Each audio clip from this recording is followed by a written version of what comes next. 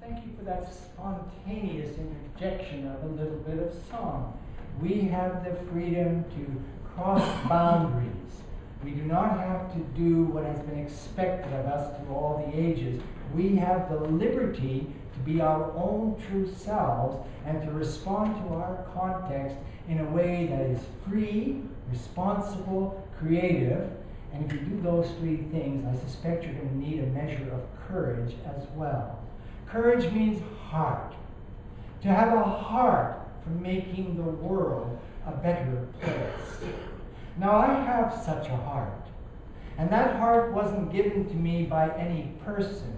It wasn't somebody authorizing me to have the kind of heart that I have.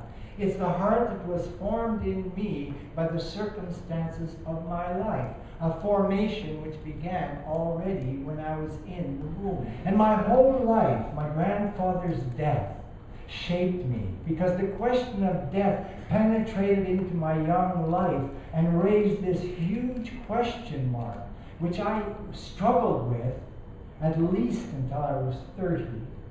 And the question was, if I'm going to die, why should I bother to live? And that question was a problem for me in school, because when they wanted me to learn things like grammar or long division, I was saying to them, I'm not interested in grammar and long division. I'm not interested in anything.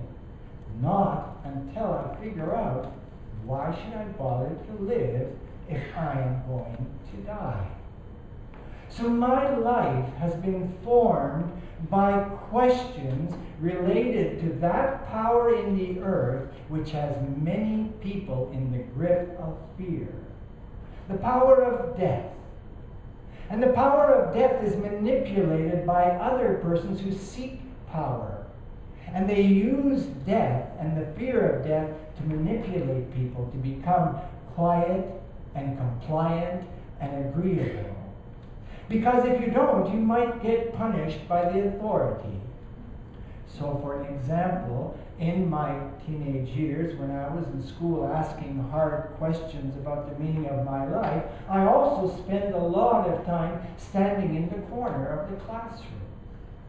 You see, because the questions I was asking my teachers made them uncomfortable. And one of the interesting things for me is that the whole time that I was in school, everybody in the faculty, everybody in the administration, everybody in my home life kept telling me what a bright child I was, how intelligent I was. Well, I couldn't believe it for a second. You see, because the way I was being treated suggested that I was dumb and stupid. Standing in a corner because I asked a question of the teacher which the teacher didn't feel comfortable answering. Such things. But as I grew, I began to explore these things in new ways. And I began to explore them imaginatively. I began to explore them through reading books, something I loved to do because I was a lonely boy. And I trust that some of you enjoy reading, because in reading you get to hear the voice of people who have had experiences, and by those experiences have gained insights, just like you. There was a man named Richard Brodigan who wrote a book, and I forget the title, I think it was called The Abortion. But it was a book about a person who had a cave, and in this cave the person collected stories. And these were all the stories of people who had them, but didn't have the know-how to share them. So these stories ended up buried. Now, what I'd like to say is that just like I have a life story, you have a life story. You too had a childhood. You too had an adolescence. You have an adult experience, and now you are in your maturing years, many of you. And it surprises me how in our society, how uncomfortable we are to speak plainly of our own deep inner experience. And that's the emphasis for me today, that there is something deep within you which is indestructible and which perfectly reflects the love of God for this world. It's in you right now. It was in you when you were conceived. It was in you when you were being formed. It was in you while you were being educated. It was in you when you began to live in the workplace and to earn wages so you could sustain yourself along the way. The presence of God is alive in you and always has been. But what it's like for most people is like a coin that falls out of a pocket into the path. And it gets kicked into the ditch. And in the ditch it gets sunk gradually into the dirt. And the rain falls and washes it deeper. The precious coin is still there, but all we see is the dirt. Until one day, perhaps the sun shines, catches a glimpse of that nickel or whatever coin it is, and you notice it, and you dig around, and you get your hands a little bit dirty, and you take it and you wipe it clean, and you put it in your pocket as something that was found. There is one life in every single human being. One life. It's the same life that's in the robin that was singing outside my bedroom window this morning for the first time this year. What a joy at 5 o'clock to be waking up with that sweet, bright song. And what I thought is, that robin has no reservation about telling its story. It sings it out. And at dusk, when you go to bed, if you look up into the horizon, the tree line, you'll see these robins. And they're talking to each other, and they're singing to each other, and we are blessed. Those of us who take the time to notice the natural world. What I would like to say is that the image of God inside every one of us has gotten hidden. For us, it's gotten hidden inside of Christianity. For some people, it's gotten hidden inside of Judaism. For some people, it's gotten hidden inside of Islam. But the treasure inside of all of these outward forms is one life. And then the question comes automatically, how is it that if we are participants in one life, in one love, the whole planet is racing towards war in which everybody is against everybody? Well, there's somebody in charge of things who isn't us. It's our fear, our insecurity, our anxiety. And so what we do is we want to blame others for what's wrong in our lives. But that's not the way to go forward. We can't say the world is in a mess because of Islam. We can't say the world is in a mess because of America. We can't say the world is in a mess because of China or Russia. The world is in a mess because people have forgotten who they are. Human beings. They have forgotten what they are made for. And believe me, we are not made to be consumers. We're made to eat. We're made to digest. We're made to grow. And nature provides everything we need for that. And nevertheless, we have filled the planet with everything except the necessary. We have neglected it through all of the generations. There's one life in us, and it's manifest when we start the piano and we open the books and we start to sing, and the one breath that we share comes out and through those words expresses one hope. And today's songs started with the celebration of nature as God's good place of blessing. And it moved into our opportunity to get involved with healing our broken world. We're called to be disciples. And the key thing is that each of us must get in contact with who it is that we truly are. And who we truly are is indestructible life.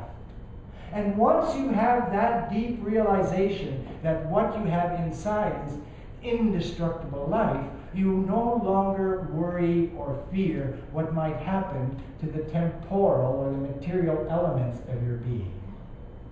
I said this before, I'm a dying person now.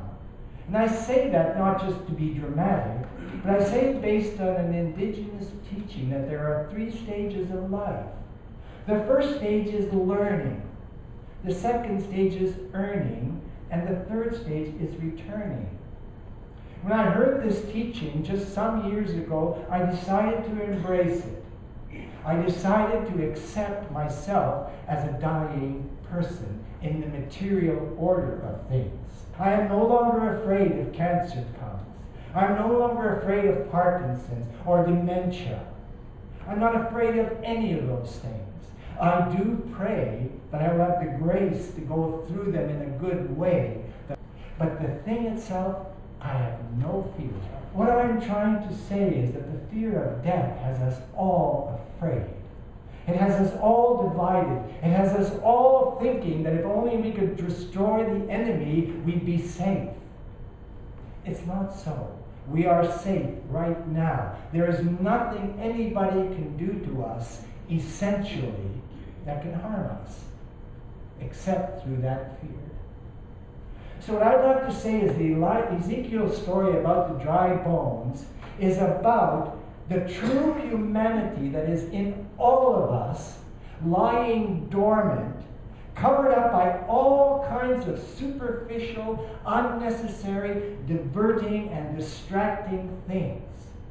And it would be wise of us to begin to eliminate those diversions, eliminate those distractions, and get in touch with the reality of our being in the world. And that reality, I have realized, is no higher than the reality of a robin. That is to say, I'm in the world in exactly the same way as a robin. I have my gift, the robin has the robin's gift. You have your gift. But the robins and the chickadees and the grackles too, and all the creatures are not like us. They don't have imaginations which distract them from their true identity. A robin must be a robin. A goose must be a goose. A dog must be a dog. But we as human beings were tempted a long time ago to say, I don't have to be a human being. I can become a great, big, powerful star. I could be a hockey player. I could be an actor. I could be a singer. I could be a politician. I could be anything. And it's true, you can be anything. But if you lose touch with your own true human being, you will become a problem. The saddest thing for me as a modern person, and I mean no offense to you hockey fans or you football fans, but the saddest thing to me of what's going on right now is that hockey players and athletes of all kinds, and actors of all kinds, and entertainers of all kinds are being made millionaires. They're millionaires. We worship them. We follow them. We admire them. And they distract us. They take our focus away from what really matters. Millions of people sitting in stadiums, watching games, while children all over the earth are dying of hunger and loneliness and the terrors of war which we are perpetrating. We here, by saying to our politicians, oh, I don't know anything about it, I'll just have to trust you. Well, why don't we know anything about it? Why haven't we become citizens? Why have we become consumers? Now, I'm not wanting to say that hockey is a bad thing. Hockey is a wonderful thing when kids play it, when dads get involved and uncles, when anything is happening, if it's happening at the organic human level, it's good. It builds up the kids' bodies. But the moment it gets turned into money and money making and deceiving the people, then we should question it. What would happen if all the folks sitting in front of their televisions were out in the streets 2 by 2? Reaching into the lives of the poor, reaching into the lives of the broken, reaching into the lives of the lost. What if the Christian church got mobilized and stopped fighting about what it believes and starts doing what it's capable of doing? And I have to always end on a very simple thing is, all it means is being kind, generous, considerate, respectful. All things which you can practice in the same way you practice your putting for golf, or your swing for golf. You can practice being a human being, a true human being. And Ezekiel's text is about human being lost in all this superficiality, and it's languishing there. It's crying there. It's wanting to be set free in all of us. And the story in Ezekiel says God hears all of our longing, all of our desire for things to be different. And God's ready to get involved. And Ezekiel tells the story about the wind blowing breath into the bones and the bones rising up. Now, that's not a story about physical resurrection from physical death. That's a story about spiritual resurrection from spiritual death. That's about recovering who it is that we truly are and deciding to live out of that reality and not out of the reality that is imposed on us by those who exploit and oppress us. I'm going to say this. Ezekiel is somebody that I have an affinity for. And Ezekiel and Jeremiah and Amos and Hosea and all of the other prophets were persons just like me. They had to say hard things.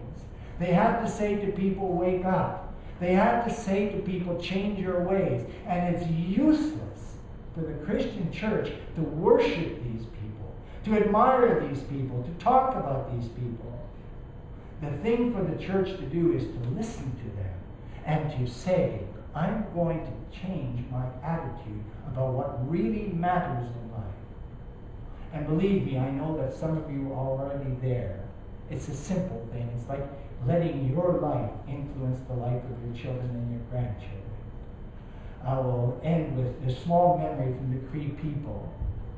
And the Cree people recognized that one of the great gifts that history gave them was that the little children in the schools, the residential schools, when they came home, their parents weren't available to them because the government wouldn't permit it, so they spent time with their grandparents. And the relationship of the grandparent and the grandchild, many people suspect, is what has kept the tradition of the Cree people alive.